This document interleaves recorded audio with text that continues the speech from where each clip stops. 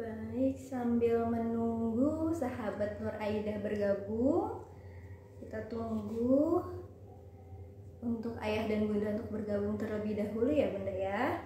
Selamat datang untuk Bunda Diana telah bergabung di live Instagram RSI Nur Aida.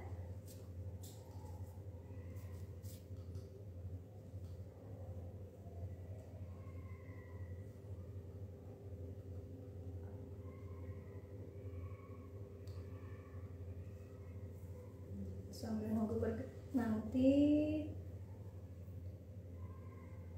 Baik, sambil nunggu ayah dan bunda untuk bergabung, mungkin saya mau menginfokan. Baik, assalamualaikum sahabat Nur Aida, kembali lagi di Instagram live kali ini bersama saya dengan Fani. Apa kabarnya ayah dan bunda? Sambil menunggu ayah bunda dan nanya untuk bergabung, saya mau menginformasikan nih tentang program-program atau promo yang ada di RSI Nur Aida sambil menunggu Dr. Syamsu untuk bergabung ya ayah bunda ya. Kebetulan di RSI Nur Aida kali ini kita ada promo, yaitu promo Women Health Check Up. Itu juga berkaitan tentang basic screening awal untuk program kehamilan. Itu harga kita lagi ada harga khusus periodenya dari 17 Agustus sampai 17 September. Itu harganya mulai 799.000, yaitu konsultasi dokter spesialis obgyn konsulen kesuburan 1 kali, juga konsultasi dokter spesialis gizi 1 kali, juga USG kebinaan 1 kali. Jadi untuk Women's Health Check Up ini apa aja sih pemeriksaannya? Untuk promo yang sedang berjalan ini pemeriksaannya itu seperti nyeri haid, gangguan hormonal seperti itu atau yang kita sering sebut seperti PCOS seperti itu. Juga endometriosis, nyeri pada panggul, deteksi dini kanker, atau juga bisa nih kesuburan pada remaja. Untuk USG-nya, kalau untuk USG kesuburan pada remaja itu USG abdomen seperti itu. Juga masalah berat badan itu juga sangat mempengaruhi nih ayah bunda untuk program kehamilan. Nah, nanti untuk lebih lanjutnya bisa nanti bunda ajukan pertanyaan atau komentar, nanti akan dibalas oleh tim RSI Nur Aida untuk promo lebih lanjutnya ke nomor marketing. Nanti akan dibantu untuk memberikan informasi di kontak personnya di 0858 1064 9912. Selain itu juga kita ada program terbaru nih bunda ayah, itu ya persalinan sesar. Itu mulai dari dokter bedahnya, dokter anestesinya, itu semua ditangani oleh perempuan. Jadi untuk bunda-bunda yang ingin ditangani oleh dokter-dokter perempuan sampai dari dokter hingga perawatnya, itu kita ada. Jadi untuk informasi nanti lebih lanjut boleh DM Instagram atau komen di bawah ini ya bunda ya. Baik, mungkin ini sudah jam 5, kita undang saja bergabung Dr. Syamsu Rizal ya bunda ya, untuk dengan narasumber kita Dr. Syamsu Rizal, yaitu dokter spesialis obgyn konsultan fertilitas endokrinologi reproduksi. Baik, kita undang saja beliau, tunggu sebentar ya ayah bunda ya. Kita undang Dr. Syamsu untuk kita tunggu ya bunda ya. Baik, assalamualaikum dokter. Waalaikumsalam warahmatullahi wabarakatuh. Apa kabar nih dok? Alhamdulillah sehat ya. Alhamdulillah sehat dok. Baik dokter, di Instagram live kali ini kita akan membahas tips sukses program kehamilan ya dok ya. Karena banyak nih dari ayah bunda kita yang memang lagi pengen program kehamilan untuk mempunyai buah hati ini dok, para pejuang garis 2 gitu. Mungkin dokter boleh langsung saja dok dari bagaimana sih tips sukses untuk program kehamilan ini dok, sebelum kita menjawab pertanyaan yang sudah diajukan oleh sahabat-sahabat Nur Aida ayah dan bunda. Boleh silahkan dok, dipersilahkan. Ya, jadi kan yang pertama yang harus kita tekankan dulu bahwa kehamilan itu kan ada faktor dari wanitanya atau perempuannya dan faktor prianya. Jadi stigma atau dogma yang selama ini bahwa dalam pengobatan ketidaksuburan ini yang harus berobat terlebih dahulu adalah wanitanya atau perempuannya, itu adalah sesuatu yang perlu kita luruskan kembali. Karena kita tahu bahwa ketidaksuburan itu yang kita definisikan setelah menikah setahun dengan berhubungan secara teratur tanpa menggunakan alat kontrasepsi tapi belum hamil, maka kita definisikan sebagai suatu ketidaksuburan atau infertil. Itu penyebabnya kedua-duanya menyumbang, faktor pria dan faktor wanitanya. Kita tahu bahwa 35% dari faktor pria, 35% dari faktor wanitanya, 20% kemungkinan gabungan keduanya, dan ada 10% yang kedua-duanya sebenarnya normal. Nah, tapi tidak terjadi kehamilan. Biasanya kita identifikasikan sebagai suatu unexplained infertility atau penyebabnya tidak bisa kita temukan atau belum kita bisa jelaskan karena mungkin ada keterbatasan dalam teknologi pemeriksaan yang kita gunakan saat ini, ya. Jadi itu mungkin dogma atau stigma yang harus kita ubah dulu, bahwa dalam mengikuti program kehamilan, kedua-duanya harus berperan antara suami atau faktor pria dan istri, ya, atau wanitanya. Baik. Mungkin itu sebagai pengantar aja, ya. Baik, dokter. Mungkin kita langsung saja ya, dok, ya. Kita menjawab pertanyaan yang sudah masuk nih dari sahabat Nur Aida, dari ayah dan bunda. Ya. Yang pertama ini dari Edrina Dwi. Bagaimana nih, dok, tanggapan dokter soal chat free yang lagi heboh, padahal banyak yang berlomba-lomba perjuangin untuk 2 garis biru. Chat free itu artinya menikah tanpa komitmen untuk memiliki anak, ya? Ya, betul, dok. Chat free, ya? Oh, ya. Ya, jadi kan esensi dari suatu pernikahan dan perkawinan itu kan sebenarnya untuk melanjutkan generasi, ya, atau menghasilkan keturunan. Ya, nggak tahu ya, perubahan zaman mungkin yang menuntut adanya istilah-istilah child free. Padahal kan sebenarnya esensi daripada suatu pernikahan itu kan untuk melanjutkan generasi. Jadi tujuannya kan adalah untuk menghasilkan keturunan. Dan kita tahu kan sebenarnya anak itu bukan hanya investasi untuk dunia, kan juga sebagai investasi nanti di akhirat. Karena yang akan mendoakan kita kelak kalau kita udah berpulang kan anak-anak kita, ya. Iya. Jadi memang ya tugas kita adalah untuk membantu pasangan usia subur untuk mendapatkan keturunannya sebagai nanti bekal untuk di dunia dan bekal di akhirat, ya. Kalau dari orang yang beragama kan pikirannya sampai ke sana atau pandangannya sampai ke sana. Jadi kalau chat free saya sih nggak setuju, ya. Baik, dokter. Kita lanjut ya, dok, ya. Kemudian Ya. ada pertanyaan selanjutnya dari Bunda Astri Sulastri, dokter. Assalamualaikum, dokter. Dok, apa yang perlu disiapkan jika ingin program bayi perempuan atau laki-laki, dokter? Apa nih, dok, yang harus persiapan apa jika mempunyai anak laki-laki atau perempuan, dok? Mungkin ada persiapan khusus? Kalau masalah jenis kelamin antara laki-laki dan perempuan kan sebenarnya itu telah yang memberikan jenis kelamin laki-laki dan perempuan itu yang menentukan adalah gen daripada sperma itu, ya. Jadi pada saat fertilisasi itu udah ditentukan di situ tuh bahwa ini akan jadi kelamin laki-laki atau kelamin perempuan.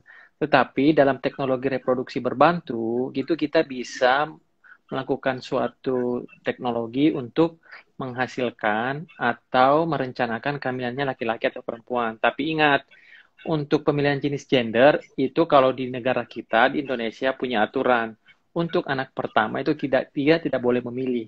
Jadi tidak boleh memilih apakah mau laki-laki atau mau perempuan. Tetapi untuk kehamilan yang kedua itu bisa. Misalnya pada inseminasi umpamanya kita ingin memilih jenis kelamin laki-laki atau perempuan. Jadi ada teknik namanya sentrifugasi. Jadi kita sperma itu diolah sedemikian rupa sehingga nanti yang akan kita ambil sperma yang memiliki jenis kelamin atau memiliki genetik atau kromosom yang kemungkinan untuk terjadi laki-laki. Nanti itu dilihat dari densitas daripada sperma itu. Kalau di teknologi reproduksi berbantu yang bayi tabung itu ada teknologi namanya pre-implantation. Jadi ada namanya pre-implantation genetic testing. Jadi memilih kromosom atau genetik yang berjenis kelamin laki-laki, kemudian itu yang embrio itu yang ditanamkan. Jadi seperti itu. Oke, baik, Bapak. Jadi semoga menjawab nih ya ayah bunda untuk jawabannya ingin baik perempuan atau laki-laki ya. Kemudian selanjutnya nih dok, ada pertanyaan dari Darah Cynthia. Assalamualaikum dok, apakah penderita Salam. miom dan endometriosis memiliki peluang untuk hamil dok? Ya, kalau miom itu kan kita lihat jenisnya ya.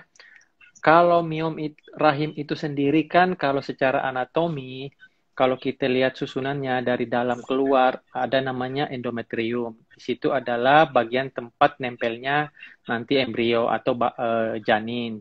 Yang kedua adalah lapisan tengahnya itu otot namanya myometrium. Kemudian lapisan luar namanya lapisan serosa ya kalau dari segi bahasa kedokterannya. Miomnya itu juga yang mempengaruhi kesuburan atau mengganggu terjadinya kehamilan adalah tergantung letaknya. Kalau letaknya yang tadi saya bilang di endometrium, maka miom itu akan mengganggu kehamilan. Maka perlu kita lakukan tindakan untuk mengangkat miom itu. Biasanya itu keluarnya sangat jelas. Kalau ada miom di dinding rahim atau di endometrium itu, maka biasanya ada gangguan haid. Biasanya haidnya banyak. Yang kedua adalah kalau miomnya hanya di lapisan tengah tadi, di otot atau di lapisan luar serosa, itu tidak akan mengganggu kehamilan. Jadi biasanya kan kita temukan tuh ada orang hamil dengan miom, artinya kan bisa hamil. Ya, karena letak miomnya bukan di lapisan yang endometrium tadi.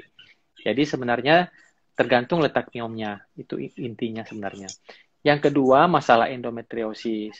Endometriosis ini kan memang dikatakan bisa mengganggu terjadinya kehamilan karena dia memberikan mekanisme gangguan kehamilan itu melalui berbagai masalah atau melalui mekanisme. Tergantung grade-nya juga. Endometriosis itu ada 4 grade biasanya. Grade 1 yang ringan, grade 2 yang sedang, 3, 4 yang berat. Tergantung kita temukan dia di grade berapa. Kalau grade 1, 2, kemungkinan terjadi kehamilan itu kemungkinan masih ada. Secara spontan ya, kalau grade 3 dan 4, walaupun ada, tetapi kemungkinannya sangat kecil. Dan biasanya jika terjadi kehamilan pada grade 3, 4 ini, ada resiko terjadinya keguguran. Nah, jadi sebenarnya harus kita lihat evaluasi dulu. Yang kedua, yang tadi saya katakan, bahwa kalau ada miom dengan ada endometriosis, kita juga harus melihat faktor laki-lakinya, terutama spermanya.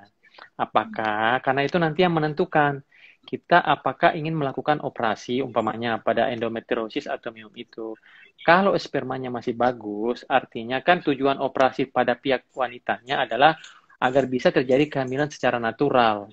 Artinya kan fungsi-fungsi yang lainnya harus bagus. Tetapi kalau spermanya sudah sangat jelek, kualitasnya sangat jelek, maka kemungkinan operasi yang akan kita lakukan itu perlu kita pertimbangkan pada pihak wanitanya. Biasanya kita sarankan mendingan langsung ke program bayi tabung. Karena kalaupun jadi ingat, endometriosis itu tidak selamanya harus kita operasi. Ya, jadi itu dulu pegangannya. Endometriosis itu tidak selalu harus dioperasi. Jadi ada pertimbangan-pertimbangan kapan kita ingin melakukan operasi dan tidak. Salah satu faktornya tadi yang menentukan adalah bagaimana kualitas sperma dari prianya. Ya. Prianya ya dok. Baik. Ya. Nah, apakah untuk menderita endometriosis ini jika mengkonsumsi obat gitu dok, itu mempengaruhi kesuburan atau ada efek sampingnya nggak dok? Jadi sebenarnya kan terjadinya fertilisasi atau kesuburan itu sangat ditentukan oleh satu faktor gizi atau lifestyle daripada pasangan itu sendiri, terutama pola hidup sehat. Ada kan yang kita kenal yang banyak juga terjadi pada ibu-ibu itu adalah PCOS ya, oleh karena tadi itu pola hidup yang tidak sehat, oleh karena obesitas, konsumsi gula yang sangat tinggi sampai terjadi kadar gula yang tinggi, biasa kita kenal dengan istilah resistensi insulin, itu sangat berpengaruh. Yang kemudian ada juga yang kita sebut dengan adanya oksidasi, jadi itu radikal-radikal bebas. Itu bisa mempengaruhi kualitas sperma ataupun kualitas ovum atau bibit ovum lah yang kita istilah ovum itu, oosit itu dari pihak wanitanya. Makanya kadang-kadang kalau kita berobat tuh banyak dokter yang memberikan antioksidan tuh seperti vitamin D, vitamin E, vitamin C, vitamin pasin itu tujuannya sebenarnya itu tadi untuk mengurangi radikal-radikal bebas itu sehingga bisa memperbaiki kualitas sperma ataupun kualitas oosit daripada pihak wanitanya. Ya. Baik, dokter. Mungkin untuk pertanyaan jawaban tadi mewakili dari pertanyaan. Ini banyak nih di Iya, chat-chatnya nih banyak iya. pertanyaan-pertanyaan nih. Mungkin untuk ayah bunda, kalau memang pertanyaannya belum terjawab, bisa DM RSI Nur Aida atau DM langsung ke dokter, boleh ya dok ya? Boleh nggak dibacakan ini nih kayak ini nih. Ibu tuh bagus Novi nih ada pertanyaannya nih. Banyak sih pertanyaan di monitor Iya, saya juga mungkin nih di nanti layar akan saya juga. iya, iya dok. Mungkin nanti akan dijawab di Q&A selanjutnya ya dok ya. Mm-mm. Ya, baik mungkin kita lanjut saja ya dok ya untuk pertanyaan yang Ya, sudah masuk. Ini dari Putri Viola 16. Dok, tips persiapan program inseminasi agar berhasil, apa saja sih yang harus dilakukan? ya, inseminasi itu kita harus tahu dulu tujuannya apa ya. Jadi inseminasi itu kan sebenarnya adalah prinsip pengobatannya adalah kita melakukan bypass terhadap sperma. Jadi kalau konsepsi secara alami natural sperma kan ditumpahkan di vagina. Jadi sperma itu nanti akan berenang masuk ke dalam eh, dindingnya tadi rongga rahim, kemudian dia akan menuju ke saluran telur atau tuba falopi, dia akan bertemu sama ovum atau oosit dari pihak wanitanya di situ. Sedangkan kalau kita melakukan inseminasi, artinya kita langsung memasukkan sperma ke dalam kafum uteri. Jadi ingat, syarat inseminasi adalah bahwa saluran telurnya harus terbuka normal.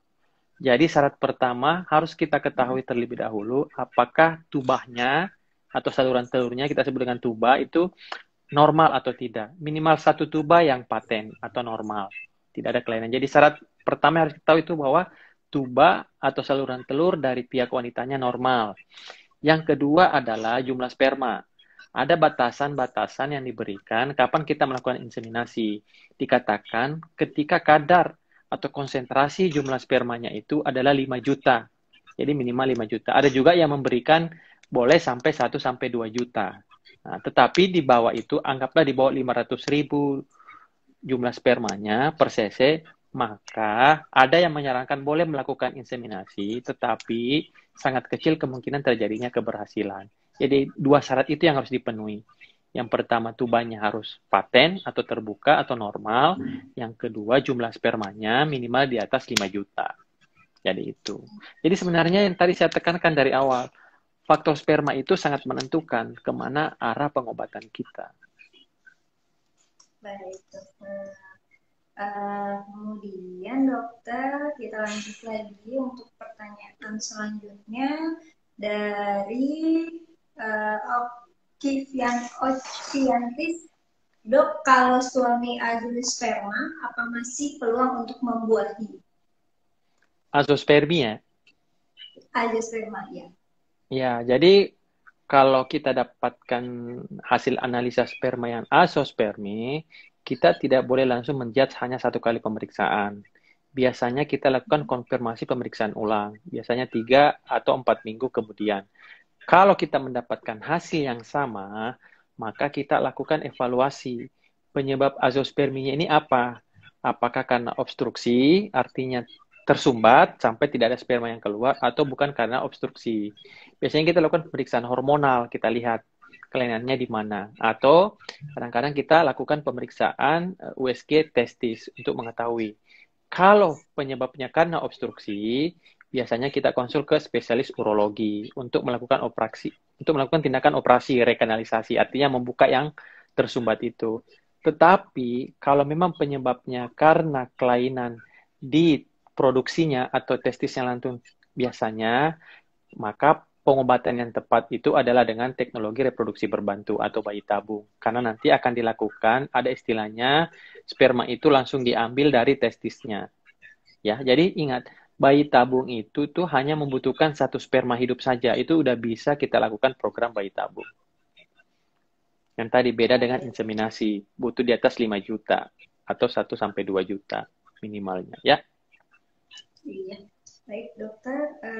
Kemudian selanjutnya nih dok, ada dari Nita Hikmah, program hamil untuk yang pernah 2 kali mengalami blind ovum itu bagaimana dok? Apakah masih ada peluang untuk Oh ya, kehamilan? jadi kalau blighted ovum itu peluangnya sangat besar dibandingkan kalau sama sekali belum pernah hamil ya. Jadi blighted ovum itu paling banyak disebabkan oleh kelainan kromosom biasanya. Jadi ya itu tadi mungkin ada peningkatan radikal bebas atau pola hidup yang tidak sehat. Terutama biasanya juga paling banyak disebabkan oleh faktor sperma. Suaminya merokok atau tidak. Nah, itu biasanya hanya dengan perubahan gaya hidup, pemberian obat-obatan, antioksidan, pemberian vitamin D, asam folat, insya Allah biasanya kehamilan berikutnya itu bisa kembali normal. Ya, jadi tidak seberat kalau blighted ovum itu tidak seberat kalau pada pasangan-pasangan yang memang belum pernah sama sekali terjadi kehamilan. Baik. Baik dokter. Nah kemudian ini untuk selanjutnya nih dok, dari Iyam Katrina.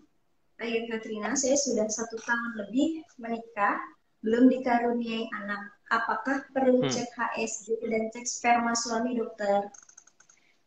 Ya, saya kira seperti itu alur pemeriksaannya ya, yang tadi kita jelaskan di awal bahwa keduanya harus berobat. Yang untuk dari prianya kita hanya memeriksa analisa sperma. Kita lihat bagaimana tadi konsentrasi, jumlah, pergerakan dan bentuknya. Kalau pada wanita kita lihat masalahnya di mana. Apakah ada masalah di dinding rahim, tempat di endometriumnya, apakah ada masalah di indung telurnya, kemudian apakah ada masalah di saluran telur atau tubanya. Biasanya pemeriksaan yang paling sederhana kita lakukan itu adalah dengan HSG. Ketika semuanya normal, maka itu tadi boleh kita lakukan program kehamilan. Nanti kita mulai programnya dari cara yang paling sederhana, mungkin hanya dengan pemberian obat-obatan kemudian kita atur jadwal berhubungannya sesuai dengan masa suburnya. Biasanya dengan seperti itu, insya Allah kalau memang semuanya normal, insya Allah peluang terjadi kehamilannya sangat besar. Semoga menjawab ya Bunda Katrina ya. Mungkin selanjutnya di dok dari Bunda Nisa Lutfi 25. Bunda Nisa memiliki riwayat KET tuba dok, sebelah kanan dipotong. Bagaimana untuk segera hamil? Harus melakukan apa saja ya dok jika ada riwayat KET? Ya, kalau ada riwayat KET, kan banyak tuh ada riwayat KET terjadi kehamilan, untuk terjadinya kehamilan tidak masalah sebenarnya, asalkan tuba yang satunya itu masih berfungsi. Karena tadi prinsip yang saya katakan, kita hanya butuh satu minimal tuba yang baik untuk terjadinya kehamilan. Saya kira tidak masalah. Jadi, kalau mau sebenarnya lebih cepat, mungkin sebaiknya mulai melakukan program. Jadi kita pantau pada saat mulai haid, kemudian kita lihat lagi di tengah siklus untuk mengetahui apakah terjadi ovulasi atau tidak, atau kita sebut biasanya masa subur di tengah itu. Jika terjadi ovulasi atau masa subur, maka kita ajarkan untuk melakukan hubungan secara teratur pada masa-masa subur itu. Peluang terjadinya kehamilan insya Allah sangat besar. Baik, berarti masih ada peluang kehamilan ya dok ya? Ya, sangat besar harapannya kalau hanya KET. Banyak kok ibu-ibu yang ada riwayat KET tanpa program pun dia hamil lagi berikutnya. Baik dokter, kemudian mungkin ini ada selanjutnya dok, dari Bunda Lestari Uni. Dok, kalau riwayat meoma lalu tumbuh lagi, ada solusi tidak agar tidak operasi kembali gitu? Ukuran meomnya sekarang sekitar 2 cm dok. Ya, jadi tadi yang saya katakan, miom itu apalagi hanya 2 cm tergantung ada keluhan nggak yang ditimbulkan. Kalau tanpa keluhan, saya kira tidak perlu operasi. Kecuali ada keluhan. Yang pertama, keluhan mungkin gangguan haid. Haidnya jadi banyak. Atau keluhan saat menstruasi, haidnya sakit. Atau yang ketiga, miomnya tadi itu terletak di dinding atau kafum rahimnya atau kafum uterusnya sampai mengganggu sampai mengganggu terjadinya kehamilan atau menyebabkan keguguran, maka itu harus kita lakukan tindakan atau kita harus lakukan pengobatan. Jika keluhan-keluhan itu tidak ada, ya tidak ada masalah sebenarnya. Asalkan miom itu tidak mengganggu. Kita hanya lakukan monitoring atau evaluasi mungkin setiap 6 bulan atau setiap 3 bulan, apakah ada pertambahan ukuran miom yang sangat cepat atau tidak. Kalau tidak, saya kira tidak ada masalah. Apalagi dengan hanya ukuran 3 cm. Semoga terjawab ya Bunda ya. Mungkin selanjutnya ini dok, dari Bunda Septiani Indahsari, apakah dengan perubahan hasil analisa sperma dari teratozosperma 97% menjadi zoosperma 4% mendukung intrauterin, dan syarat-syaratnya apa saja dok yang harus dilakukan? Ya, analisa sperma itu hati-hati juga dalam menginterpretasikannya ya. Jangan langsung kita membaca hanya pada kesimpulan saja. Jadi ada teknik dan cara membacanya. Yang tadi saya katakan bahwa untuk inseminasi dari faktor wanitanya minimal ada satu tuba yang paten atau berfungsi dengan normal. Pada prianya yang tadi konsentrasi spermanya, konsentrasi dalam artian jumlah sperma per cc-nya itu atau konsentrasi dan jumlah spermanya itu minimal 5 juta. Ya, 5 juta. Ada juga yang mengatakan 1 sampai 2 juta per cc-nya itu masih bisa untuk dilakukan inseminasi. Ya, seperti itu. Baik, dok. Jadi itu juga termasuk ya dok, misalnya ada USG hasilnya bagus nih dok, ternyata hasil spermanya jelek. Nah, itu untuk tips-tips program kehamilannya itu apa saja dok, dan yang mempengaruhi apa dari pola makannya atau apa gitu dok, untuk memperbaiki spermanya mungkin. Jadi sperma itu kan sebenarnya dia diproduksi setiap 72 hari, ya, setiap 72 hari. Jadi kita lihat pada saat pemeriksaan pertama, mungkin kualitasnya, konsentrasinya, morfologinya, atau pergerakannya agak kurang bagus, atau dia ada di level minimal lah dari yang baik. Maka mungkin boleh kita berikan obat-obatan yang tadi seperti saya katakan, antioksidan, vitamin D, mengubah pola hidup, mungkin prianya terlalu gemuk, obesitas, kurang olahraga, gaya hidup yang stres, suka begadang, merokok, perlu kita modifikasi atau memperbaiki. Kemudian kita evaluasi ulang lagi setelah 72 hari itu. Kalau ada peningkatan, perbaikan, maka dan syarat memenuhi, maka ya secara konsepsi alami pun bisa tanpa kita melakukan inseminasi. Seperti itu. Kecuali yang kalau memang jumlah spermanya sangat kurang, seperti tadi di bawah 500.000 atau di bawah 1 juta. Maka perlu kita lakukan evaluasi hormonal untuk cari tahu penyebabnya apa. Baik, dokter. Kemudian kita mungkin menjawab dari yang langsung memberikan pertanyaan di sini ya dok ya? Iya. Iya, ini ada dari pertanyaannya, kapan siklus haid akan dimulai kembali setelah injeksi tapros ketiga dok? Ya, jadi tapros itu kan tujuannya untuk menciptakan suatu keadaan seolah-olah kita mengalami suatu menopause atau pseudo-menopause. Artinya hormon-hormon yang berperan atau berfungsi untuk terjadinya siklus menstruasi itu kita tekan atau dia tertekan sehingga tidak terjadi menstruasi.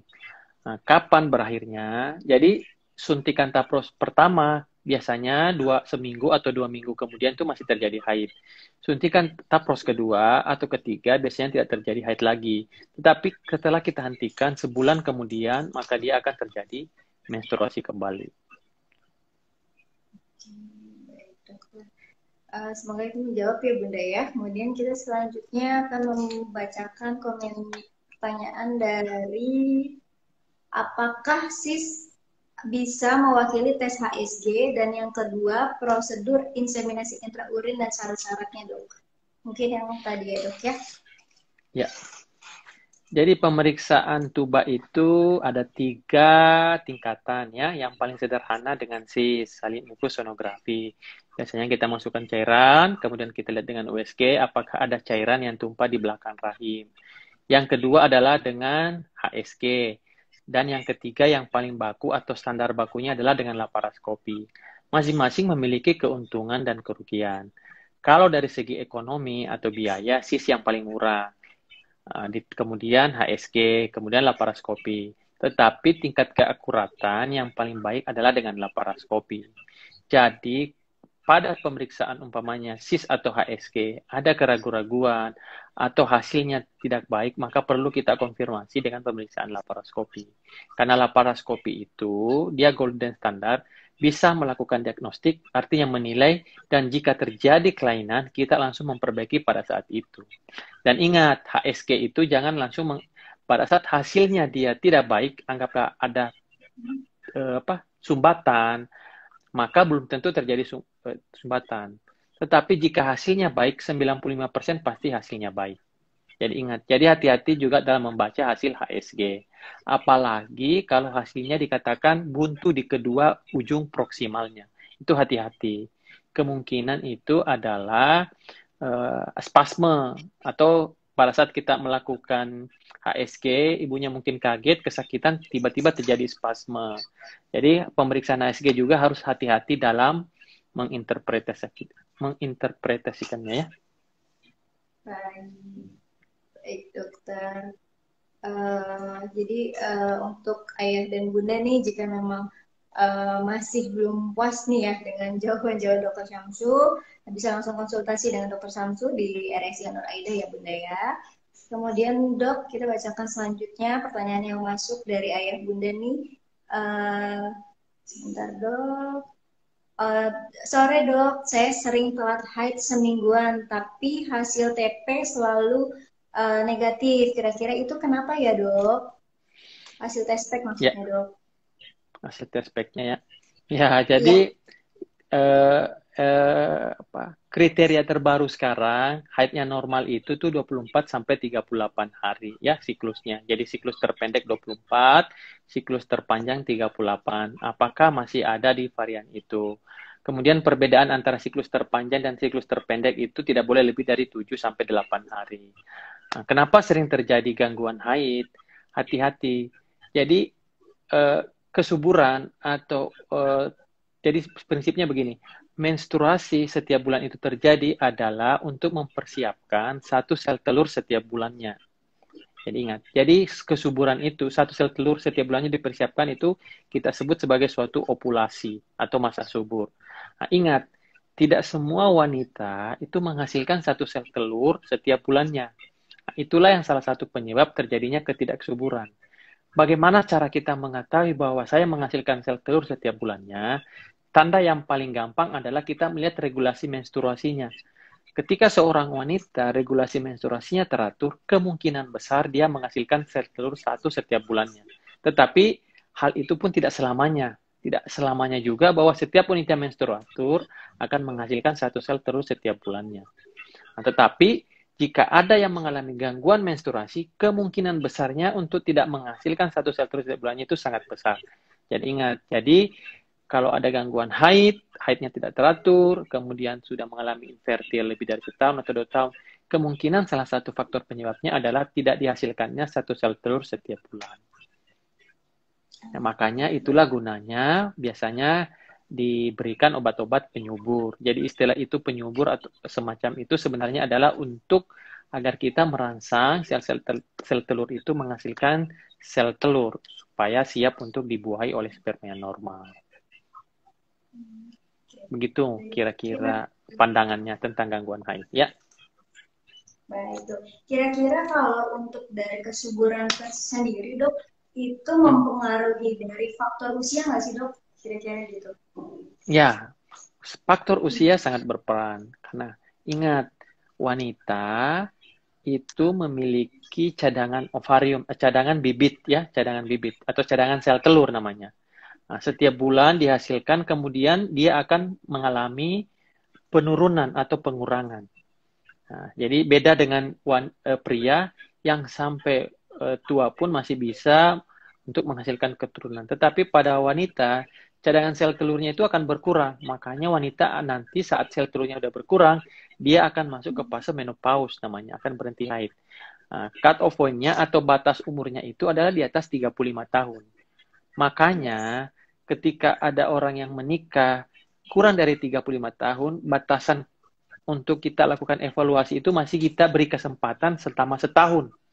Artinya kita berikan kesempatan setahun dulu secara alami untuk hamil. Tetapi kalau yang menikah di atas 35 tahun, kita hanya memberikan batasan sampai 6 bulan. Bahwa setelah 6 bulan berhubungan secara teratur, tanpa kontrasepsi tidak hamil, kita sudah harus melakukan investigasi dan pengobatan pada wanita yang di atas 35 tahun. Karena itu tadi, di atas 35 tahun, cadangan sel telur itu akan semakin berkurang. Bukan cuma berkurang, yang kedua kualitasnya juga akan menurun. Makanya sebenarnya sangat tidak disarankan kalau yang sudah punya anak umpamanya 2 atau 3 untuk hamil lagi di atas usia 35 atau di atas 38, 39 tahun. Karena itu tadi ada resiko keguguran meningkat, resiko kecacatan meningkat, oleh karena resiko terjadinya kelainan kromosom juga semakin meningkat. Ya, seperti itu. Baik. Berarti buat ayah dulu nih yang sudah di atas 35 tahun harus lebih aware lagi ya, Dok ya. Ya, harus lebih cepat investigasinya sama pengobatannya, ya. Baik, Dok. Mungkin selanjutnya, Dok, ada pertanyaan dari Bunda Vita Sri. Dok, tips untuk cepat hamil dari rahim retro atau ke belakang, Dok? Ini mungkin juga sama hal yang ditanyakan. Jadi sebenarnya rahim retro dengan ante itu tidak masalah. Samalah dengan, maaf ya, hidung kita ada yang mancung, ada yang pesek, itu kan sebenarnya variasi anatomi aja. Sepanjang spermanya baik, maka sperma itu akan berenang, dia akan sampai ke tempat akhirnya untuk ketemu dengan sel telur wanitanya itu di tuba tadi. Jadi antara jangan berasumsi bahwa yang retro itu lebih sulit hamil dibanding ante, tidak seperti itu. Sama-sama peluangnya. Dan tadi faktor-faktor yang lainnya sangat menentukan. Sperma, kemudian sel telurnya, kemudian saluran telurnya atau tubanya.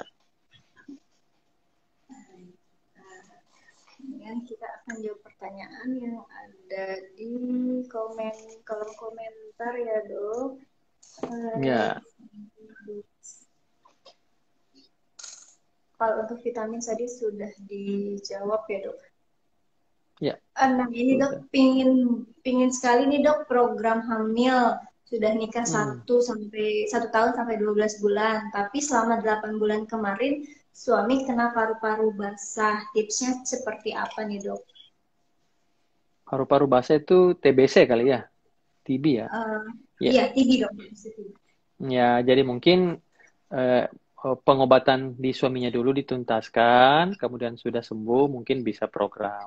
Seperti itu aja dulu sih, kalau masalahnya seperti itu. Baru kita lakukan investigasi, ya. Masalahnya di mana. Suaminya disehatkan dulu fisiknya gitu ya, Dok ya, badannya ya, untuk paru-parunya. Kemudian kalau memang sudah ada progres kesehatan dari suaminya, bisa langsung mengikuti program kehamilan ya, Dok ya. Seperti itu ya, Dok. Ini selanjutnya, Dok, ini ada dari dari Tubagus Novi. Apakah dengan istri AMH 0,8 bisa hamil alami dengan tuba paten, Dok? Ya, jadi Ibu Tubagus ini saya baca juga bahwa istri AMH itu mungkin untuk yang lain, AMH itu adalah salah satu cara kita untuk mengetahui tadi cadangan sel telurnya ya. Normalnya sebenarnya itu di atas 1,2, di bawah 0,8 itu menandakan bahwa kualitasnya atau jumlah sel telurnya itu sudah semakin menurun.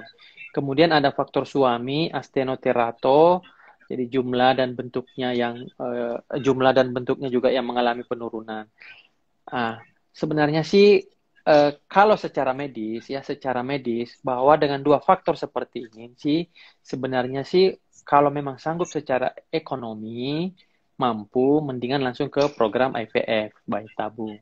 Tetapi kan ada pertimbangan-pertimbangan lain. Mungkin dari segi ekonomi belum siap, maka kalau ingin mencoba, maka mungkin kita lebih sarankan ke inseminasi. Tetapi kita berikan batasan waktu. Mungkin 1-3 kali percobaan IUI, Jika belum terjadi kehamilan, maka memang kita sarankan untuk ke IVF atau bayi tabung. Jadi step-stepnya itu sudah ada. Kalau memang ingin mencoba tetap IUI, boleh kita coba, tapi kita berikan batasan waktu. Oleh karena tadi itu, kita berpacu dengan waktu. Apalagi kalau mungkin usianya udah di atas 35 tahun. Karena kalau kita biarkan, AMH ini dengan bertambahnya waktu, maksudnya bertambahnya umur, maka akan semakin menurun. Kalau semakin menurun, maka itu tadi butuh effort atau usaha yang akan mempengaruhi nanti biaya lagi. Karena mungkin penggunaan obat-obatan yang lebih banyak. Yang seperti itu.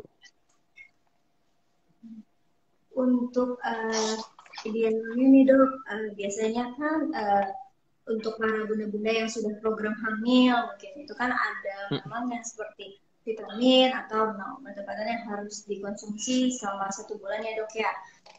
Mungkin tadi sudah dijawab juga oleh dokter, tapi pasien tersebut ada misalnya riwayat hidrosalping. Nah, itu cara mengatasinya seperti apa dok? Karena sudah berulang kali tetap masih belum ada perubahan seperti itu.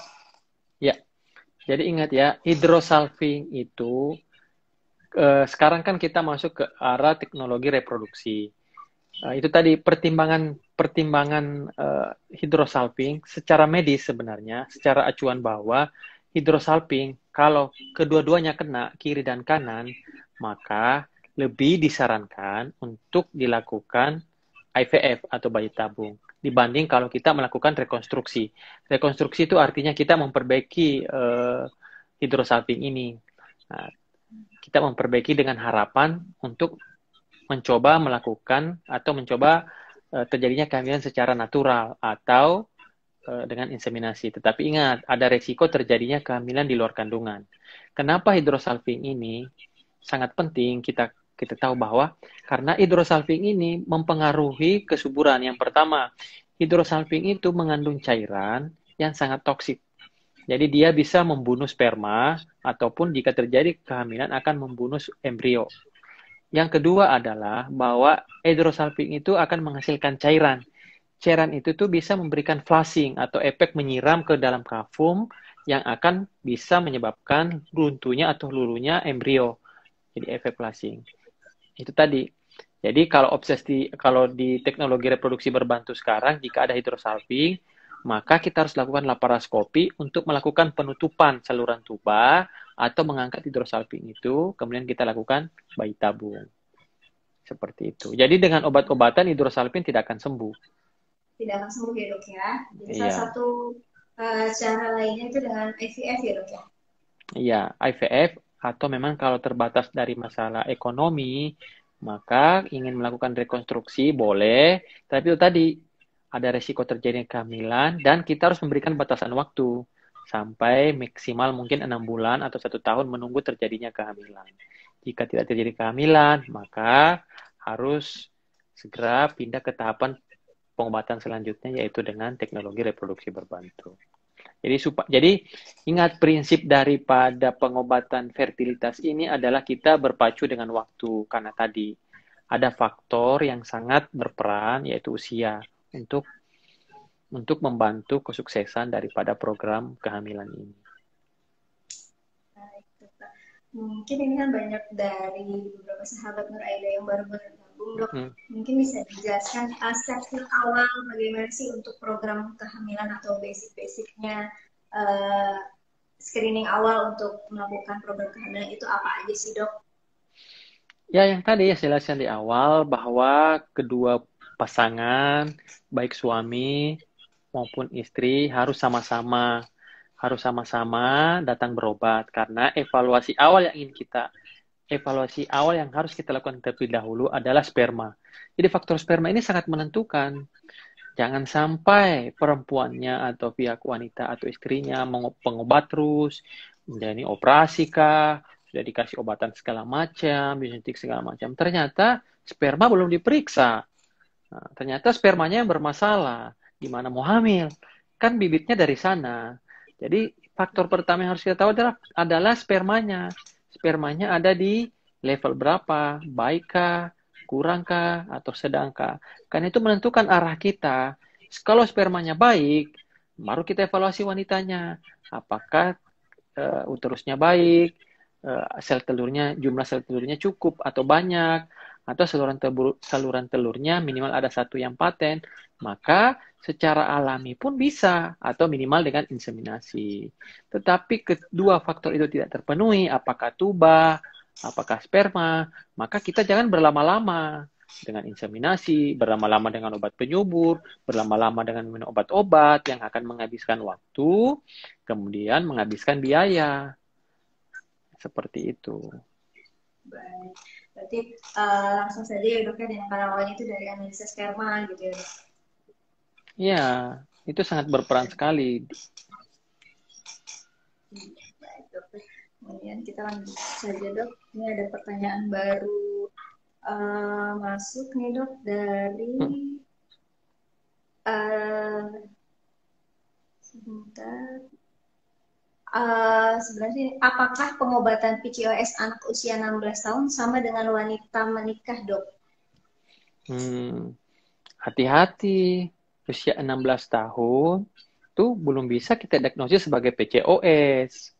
Ya, karena gambaran USG-nya memang seperti gambaran PCOS, tapi itu bukan PCOS karena anak-anak yang masuk ke usia itu tuh akan memberikan gambaran yang hampir mirip dengan PCOS, seperti mungkin berjerawat, kemudian itu tadi ada gangguan menstruasi karena masih di fase awal, karena baru mens kan. Yang kedua, kalau kita gambaran USG-nya, dia ada gambaran yang seperti bulat-bulat kecil, hitam-hitam kecil, gambaran polikistik namanya kalau di USG. Itu tidak boleh kita langsung menjudge bahwa dia PCOS. Tidak. Jadi untuk usia seperti itu, kita tidak boleh langsung menjudge usia 16 tahun itu adalah syarat sebagai suatu PCOS. Berarti jangan langsung di-judge langsung PCOS seperti itu ya? Iya, itu bukan PCOS. Kita tidak boleh, kalau definisinya PCOS itu tidak boleh kita definisikan PCOS di usia seperti itu. Tapi untuk di usia 16 tahun tersebut dengan mungkin yang tadi disebutkan itu dok akan mungkin nggak sih mempengaruhi ke depannya untuk kesuburan anak tersebut gitu dok? Mungkin ada gejala-gejala yang disebutkan sebagai disebut PCOS tersebut tadi dok? Ya, kita lihat dulu pada anak tersebut bagaimana berat badannya, pola hidupnya. Kita evaluasi setelah 5 tahun kemudian. 5 tahun dari usia dia awal menars. Kita lihat apakah keluhan itu menetap atau tidak. Kalau memang dia tidak menetap, maka itu hanya keluhan transisi dari fase menars itu, mens pertama kali itu, masuk ke usia reproduksi. Baik. Mungkin semuanya sudah terjawab ya Ayah Bunda ya untuk dari pertanyaan-pertanyaan yang diajukan kepada Dr. Samsu. Apabila misalnya ada pertanyaan belum terjawab, boleh DM langsung ke Instagram @rsi_anuraida atau boleh langsung DM Instagramnya di Dr. Samsurijal atau @dokter_samsurijal atau mungkin masukkan pertanyaan di bawah sini dan atau bisa konsultasi langsung nih dengan Dr. Samsu di RSI Anuraida. Boleh tahu dok prakteknya di hari apa saja dok dan di jam berapa dok untuk konsultasi dengan dokter? Praktek di Nur Aida Selasa sore ya jam 16, Kamis jam 16 sama Sabtu jam 13. Ya. 3 kali seminggu. Iya, baik Bunda untuk mungkin disimpulkan secara kesimpulan saja ya dok ya untuk kan sebentar lagi selesai kesimpulan dari secara keseluruhan tips sukses untuk program kehamilannya bagaimana dok? Ya jadi itu tadi bahwa setelah setahun menikah berhubungan secara teratur tanpa kontrasepsi untuk usia di bawah 35 tahun. Tapi untuk usia di atas 35 tahun, kita berikan batasan 6 bulan, maka sudah harus dilakukan investigasi atau analisis apa sih penyebab sampai tidak terjadi kehamilan ini. Yang kedua adalah bahwa keduanya harus berperan, baik pihak pria atau suami maupun pihak wanitanya. Oleh karena investigasi dari faktor pria sangat menentukan ke arah mana langkah kita untuk melakukan pengobatan. Apakah hanya secara natural nantinya dengan pemberian obat-obatan yang biasa, mungkin seperti penyumbur atau obat-obatan, atau ke arah inseminasi, ataukah harus langsung ke arah bayi tabung. Yang ketiga, penyebab paling banyak ketidaksuburan kalau pada wanita itu kan sebenarnya adalah faktor hormonal. Salah satunya itu karena PCOS yang paling banyak. Nah, PCOS ini paling banyak sebenarnya disebabkan oleh karena pola atau gaya hidup. Dengan memperbaiki pola dan gaya hidup yang sehat, olahraga secara teratur, makan-makan yang bergizi, itu akan meningkatkan kesuburan dengan sendirinya. Yang keempat adalah masalah endometriosis. Endometriosis ini juga merupakan salah satu faktor yang paling banyak mengganggu kesuburan atau menyebabkan infertil. Hati-hati dengan kasus endometriosis.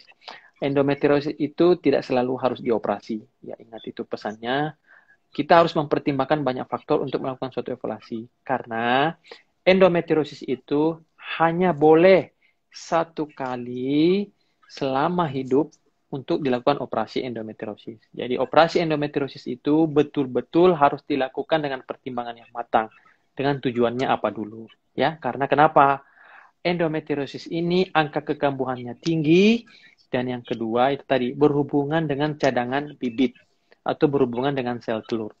Sekali kita merusak sel telur, maka harapan untuk mempunyai anak itu akan semakin menurun. Kalaupun akan melakukan program, maka membutuhkan biaya dan angka keberhasilan yang semakin menurun. Jadi itu mungkin pesan saya. Yang kedua, yang mungkin yang terakhir adalah bahwa jangan takut untuk berobat. Kalau mungkin biasanya kan ada takut saya begini, takut saya begini, takut begini. Ada program kehamilan itu salah satunya adalah ikhtiar dan berdoa. Tapi ikhtiar itu penting karena kita ingin melakukan evaluasi. Banyak kok faktor-faktor yang penyebab ketidaksuburan itu bisa diobati. Dan tidak selamanya juga harus berakhir mungkin dengan bayi tabung atau ya mungkin paling tinggi ya dengan inseminasi. Mungkin masih bisa kita obati sampai ke tahap itu sebelum benar-benar sampai ke program bayi tabung. Karena tadi program kehamilan itu seni sebenarnya.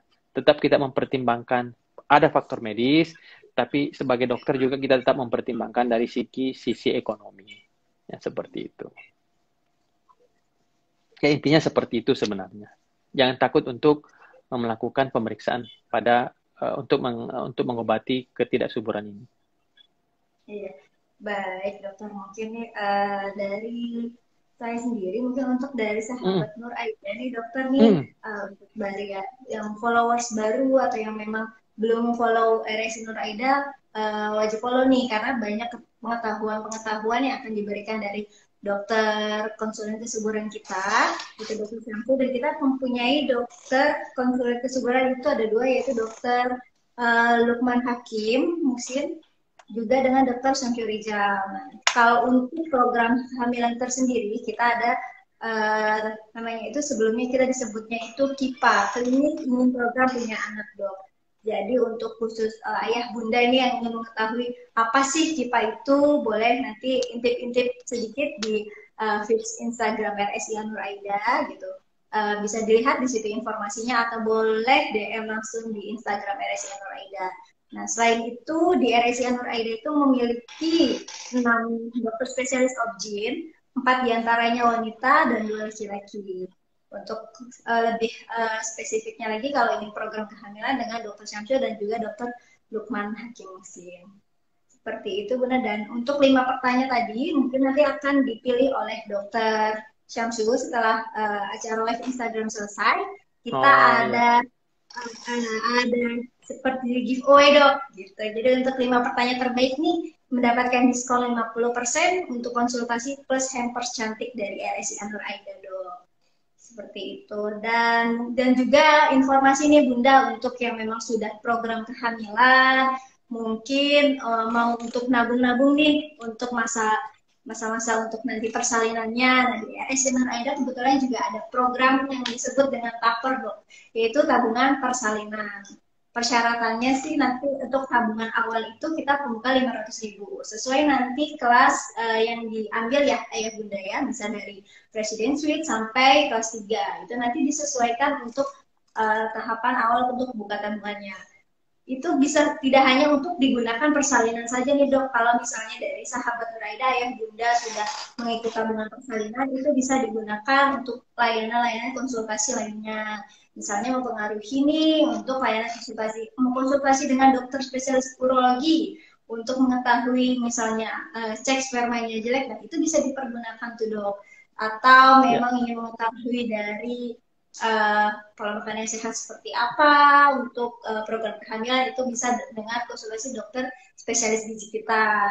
Seperti itu sih dok untuk program-program dari RSI Anur Aida. Dan juga jangan lupa ya bunda, kita masih ada promo Women's Health Check Up. Itu juga bisa salah satu langkah awal untuk mengetahui kesuburan atau ingin mencoba program kehamilan itu. Sampai periodenya itu sampai 17 Agustus sampai 17 September dok, itu 799.000 ya untuk ayah dan bunda nih yang pengen tahu nih, boleh diintip langsung promo kita. Juga kita ada persalinan sesar khusus tim anakes perempuan dok. Untuk yang muslimah mungkin pengen dokternya perempuan, tim perawatnya perempuan, semua itu kita ada. Boleh kalau misalnya mau dihubung untuk lebih lanjutnya, boleh catat ya ayah bunda ya, untuk kontak personnya di 0858 1064 9912. Untuk pemberian vouchernya nanti akan kita DM Instagram masing-masing ya ayah bunda ya, setelah dipilih hadir dari Dokter Syamsul. Baik dokter, terima kasih dokter atas waktunya nih dan Ya, penjelasan tips tentang program kehamilan. Semoga pasien-pasien yang belum mengetahui untuk bagaimana sih langkah awal program kehamilan dan tertarik setelah melihat Instagram Live bersama Dokter Syamsul, boleh langsung nanti konsultasi dengan beliau ya bunda ya. Boleh diintip nanti jadwalnya di jadwal Opjin di feed atau highlight Risa Nur Aida. Baik, terima kasih banyak ya dokter ya atas waktunya ya dok. sama-sama. Ya, sehat selalu ya dokter ya. Amin, sehat ya Ya, semuanya. sampai jumpa ya. Dan semua Selalu berada yang di. program cepat diberikan kehamilan. Ya, Amin. Baik dokter. Ya, sampai jumpa lagi dokter. Assalamualaikum ya. warahmatullahi wabarakatuh. Waalaikumsalam warahmatullahi wabarakatuh.